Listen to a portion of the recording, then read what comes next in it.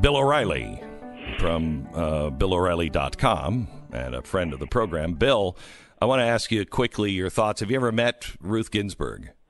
No, but I knew Anton Scalia a little bit, and he liked her. He liked her a lot. Which was kind of perplexing to me because, Justice Ginsburg made she's not a phony. I mean, she basically said, look, I'm ruling on my political beliefs and the Constitution be damned, and that's what I'm going to do. Yeah, she said at one point she was using at one point, but it didn't. Yeah, at one point she said she was using the South African Constitution to make decisions. But I enjoyed their friendship. It showed that two people that opposed to each other can still be friends, and I thought that was good. Yeah, and it's a good example. Yeah. But what you didn't report is that while Justice Ginsburg said she was going to use the South African Constitution, she was also listening to the Paul Simon record recorded down there, and you can call me Al.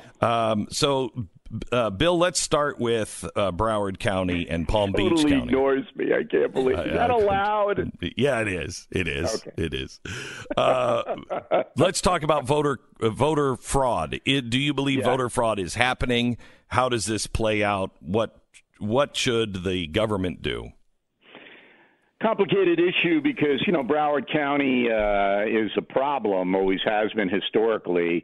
Very, very locked up Democrat. And then all of a sudden we're getting a ton of votes out of Broward County, as Trump just pointed out about 10 minutes ago in a little press conference he had before he got on the plane to go to Paris. And you got Arizona, too. These ballots are coming and going. And look, we have a Federal Elections Commission. We have the FBI. And I think you got to hand over all the stuff to it and let the federal oversight kick in. Well, unfortunately, they've done a number on the FBI, so we don't really have the FBI that is, got a lot of confidence with people. I still think that they're competent in doing things like that. I mean, they came up real fast catching the bomber. And, look, if there's any whiff, then the FBI has got to go down, take it away from the state people right away. Does that make sense? You have Dr. Brenda Snipes, who is the election commissioner. It's her job to do this. In 2016, she got into trouble for throwing away ballots. The judge said she violated federal and state laws on the ballots. But Broward County didn't do anything about it. I mean, no, because it's, I don't know whether you know that area. I know it pretty well. And it's just locked tight.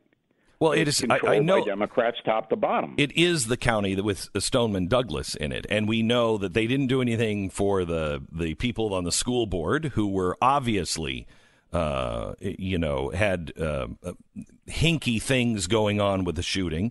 The sheriff Scott Israel, he's still the sheriff today. How can you expect anything not to be corrupt? I mean, if I'm working in the ballot, and I tend to be a corrupt person, and I see what just happened, and nobody did anything to Scott Israel, nobody really did anything except blame the right, what makes you think that anybody's going to say anything about you if you fix the ballot?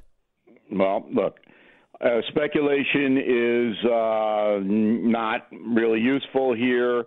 I think that we have a new acting attorney general. Trump mentioned it before he got on his plane today, and I believe that the FBI will be down there very quickly in Broward County, Florida. Tell me about the new attorney general, because that also now is something that the Democrats are saying, we don't accept him. He's this is probably an impeachable offense, yada, yada, yada. Tell me about him and what you think about Jeff Sessions leaving. Beck, I got to tell you, I just don't even bother with the partisan gibberish anymore. I really don't. I'm so busy with really important stories and trying to accumulate facts that when these people say this stupid stuff, look, Whitaker is a guy who was entrenched in the Justice Department under Sessions. He knows what's happening, so he would be the logical guy that anybody would appoint, correct? Yes. So you just the apparatus in the Justice Department continues to roll because you put a guy in who knows what's happening, and then a few months from now you nominate who you believe should be the new Attorney General. So it makes perfect sense.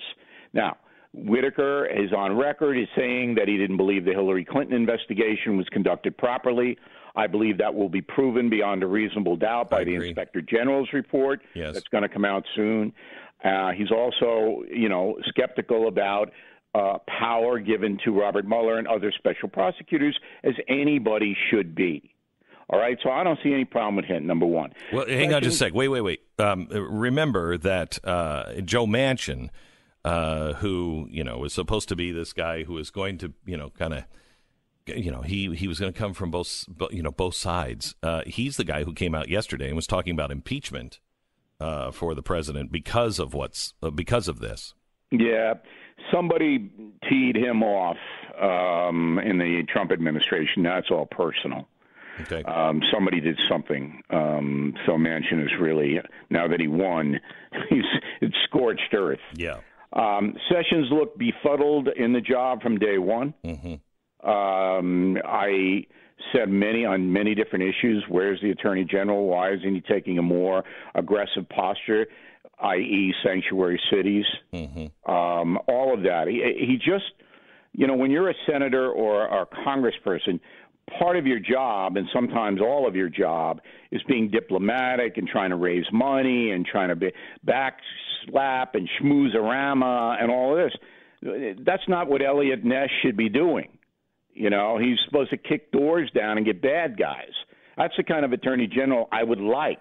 Any speculation? That's why I like Bobby Kennedy as an attorney general. That guy, no prisoners, man. No, he was great. He went after you. So Jeff Sessions was, I just don't know. I might, maybe.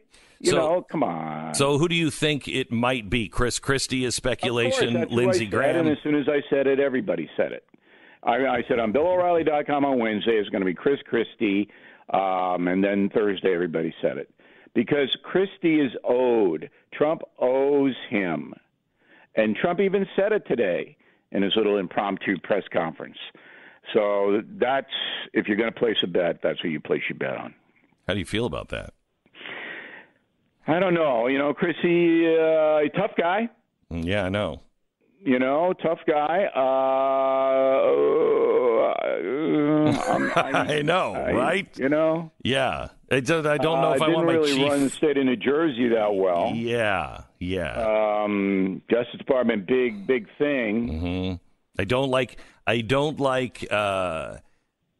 feel the same way about Rudy Giuliani, and I like Rudy Giuliani. But I don't want a guy who you're like, hey, how come Bill's not in this meeting? Shh, don't ask that question. Don't ever ask about Bill did a real again. good job with law enforcement in New York City, though. Keep that in mind. No, I don't think he's going to in play. No. I don't think he's going to get it. No. But boy, oh boy, did he clean up New York City. All right, let me go to I've got so much to talk to you about. We're going to take a break. I'm going to talk to you about Tucker Carlson, Acosta, the shooting at Thousand Oaks, and so much more when we come back with Bill O'Reilly, the author of the New York Times best-selling book, Killing the SS, a great book available everywhere, Killing the SS. Back with Bill O'Reilly in a second.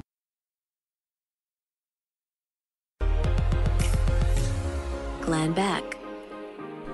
Welcome back to the program. It is Friday, and Bill O'Reilly from BillO'Reilly.com joins us. Let me take you to what happened in front of Tucker Carlson's house. Can we play the audio, please? This is what we believe to be Antifa surrounding his house at night, scaring the life out of his wife. Here we go. So we want you to know we know where you sleep at night. Mailbox, we know where you sleep at night. We know where you sleep at night. Bill O'Reilly, who has had his share of threats as well. Nothing like this that I know of, Bill. How do you respond to this? No, I had some intrusions. I didn't make them public because of children. Mm-hmm. And I had to have actual armed guards sleep inside my house. I've had that too. Is there anything worse on your family than having to have? No. I've had armed guards sleeping at the doors of our bedrooms. One of the reasons that I don't regret leaving Fox News is because I don't have to deal with that anymore, and I had to deal with it every day of my life for 16 years once we became number one. The first 4, when we were coming up, I didn't have to deal with it that much, but once we became successful, then the threats came every direction. Yeah. Every direction, every day. I recommended on my website that Tucker Carlson file charges and also still sue civilly, and that's the only way it's going to stop. I found it interesting that Antifa, that has been accused of being the group here, Antifa, their Twitter feed was suspended. They're not permanently banned. They were suspended by Twitter.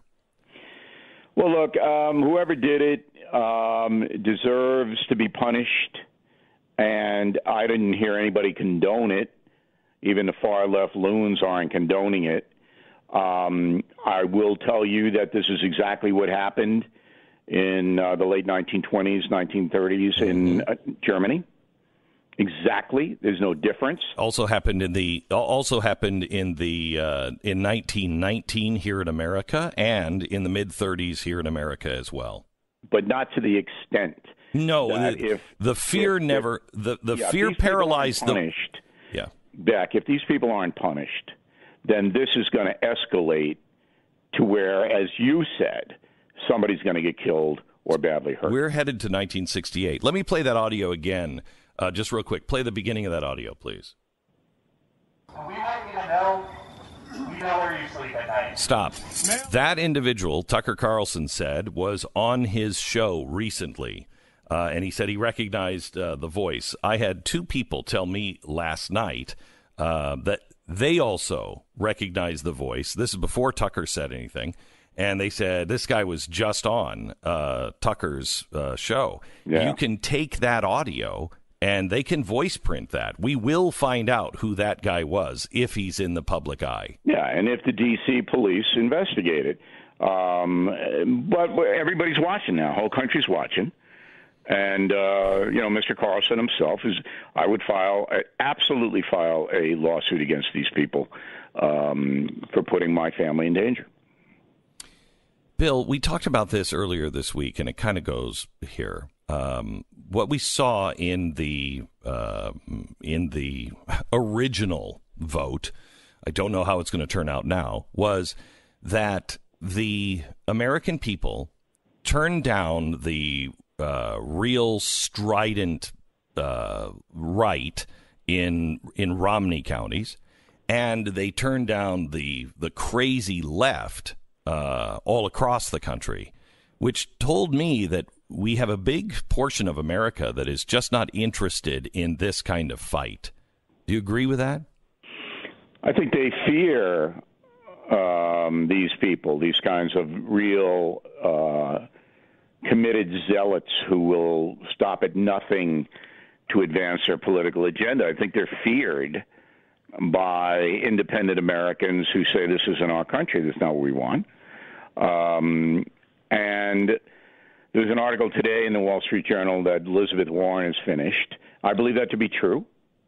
I don't think the Democratic Party can go with Bernie Sanders or any of these far left people. They got to go moderate. So let's talk about that. I also want to talk to you about Acosta and the shooting in Thousand Oaks, California. And I kind of like to tie that to, again, Germany and your book, Killing the SS, when we come back. Glenn Beck, Mercury.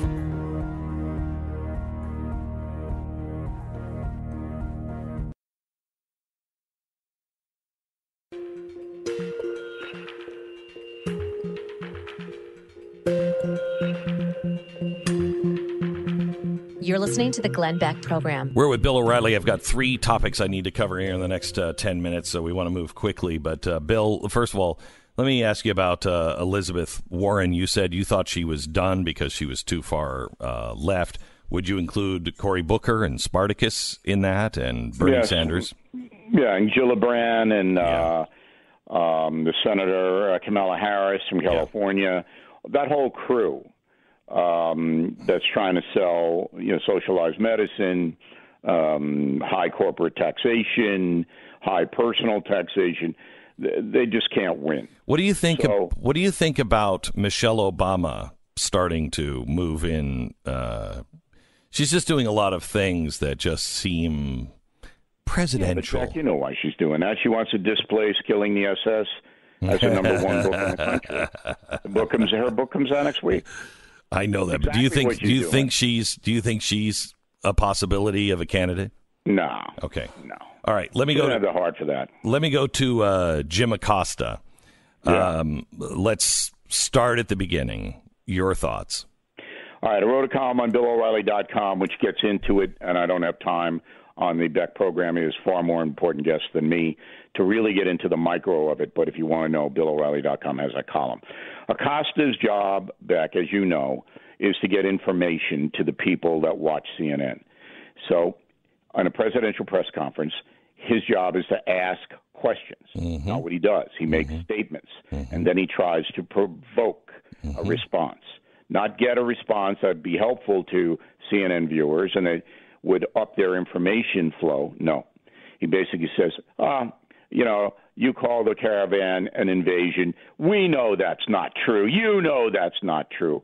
I mean, and you're looking at it going, all right, so you just attacked the president of the United States and insinuated he's a liar or that he's incompetent, doesn't know what an invasion is. That's not what a reporter does.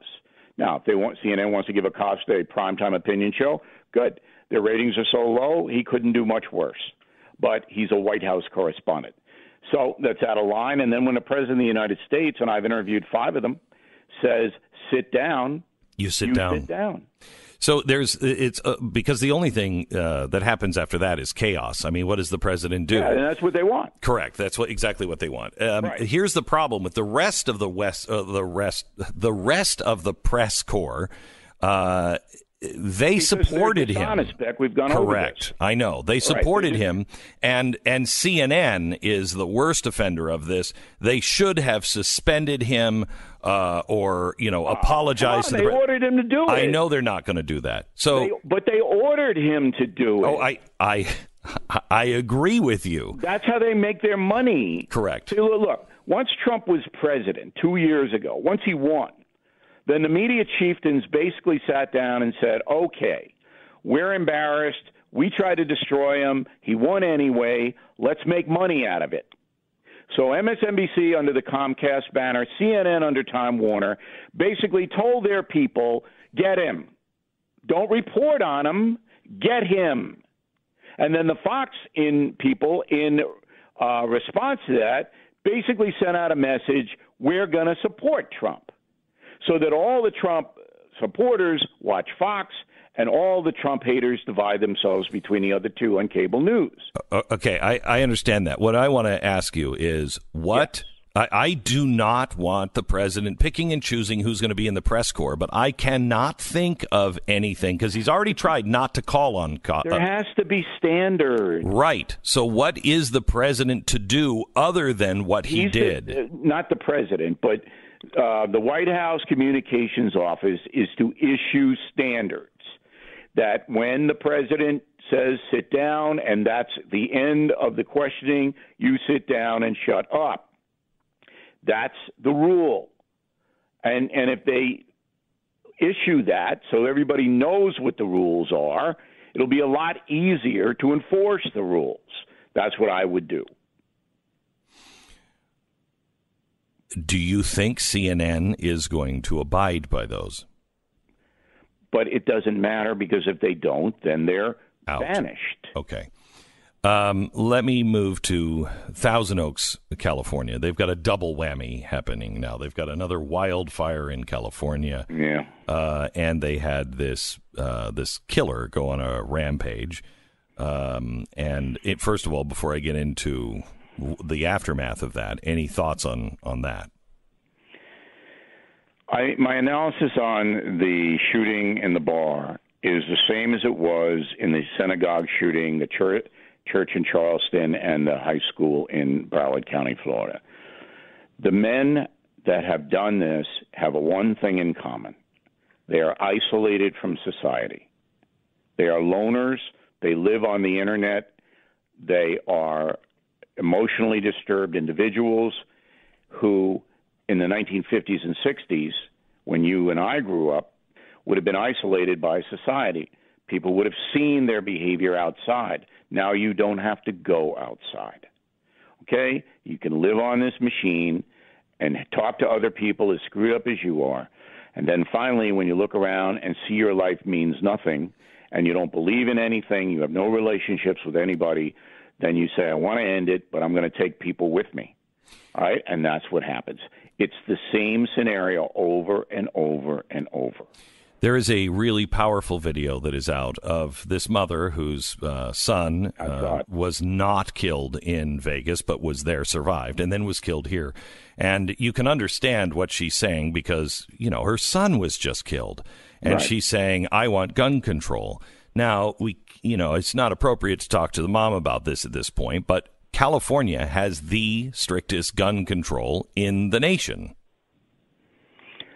What they're really saying is we want gun ban, not gun control, because gun control is already established legally.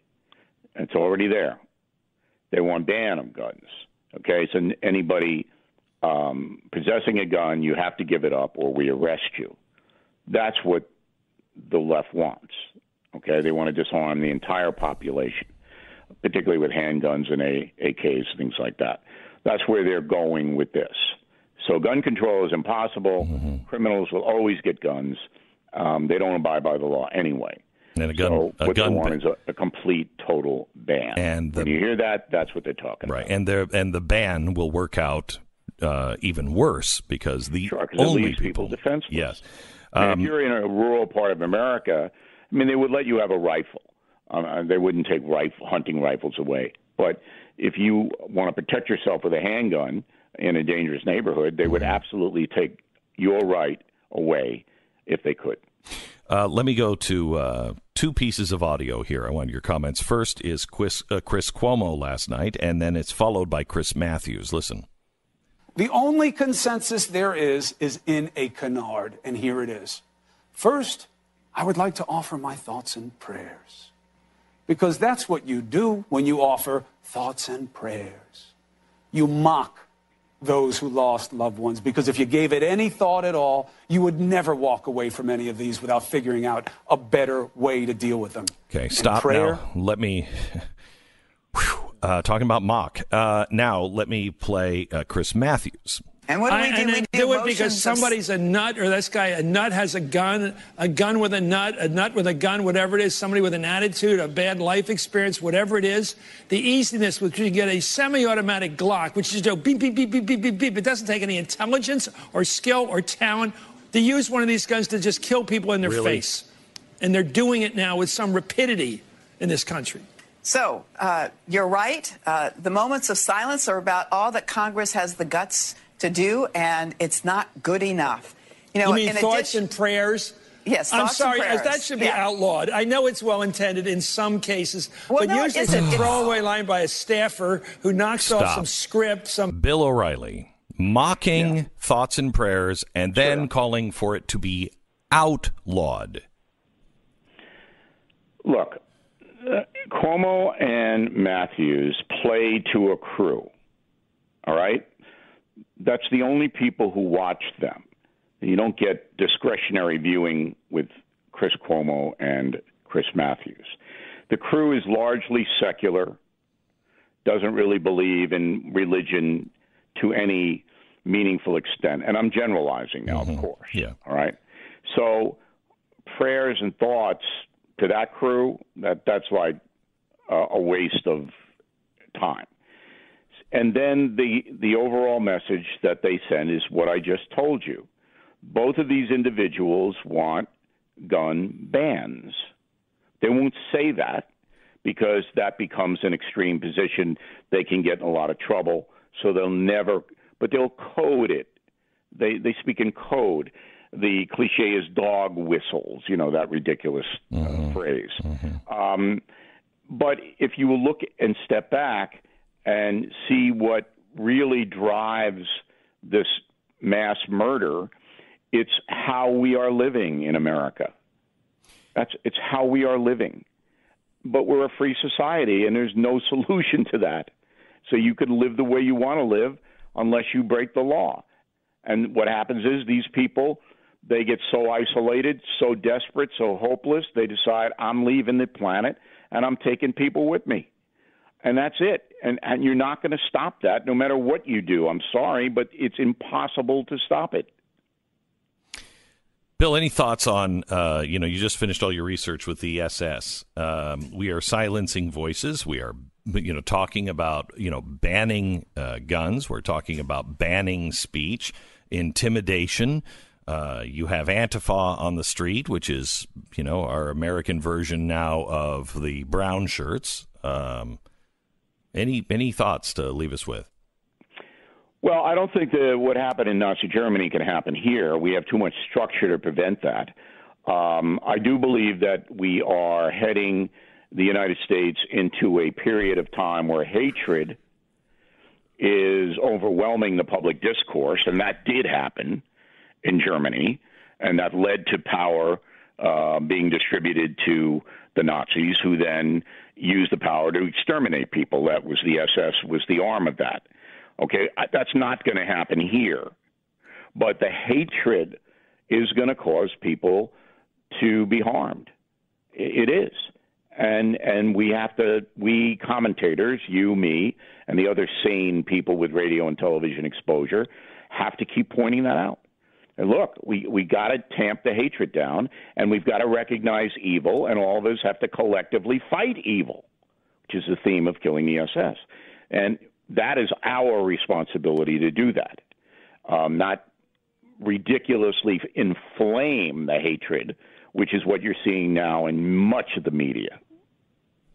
Bill O'Reilly, have a great weekend. We'll talk to you next week, my friend. Thank you so much. I appreciate it. Thank you. Bye.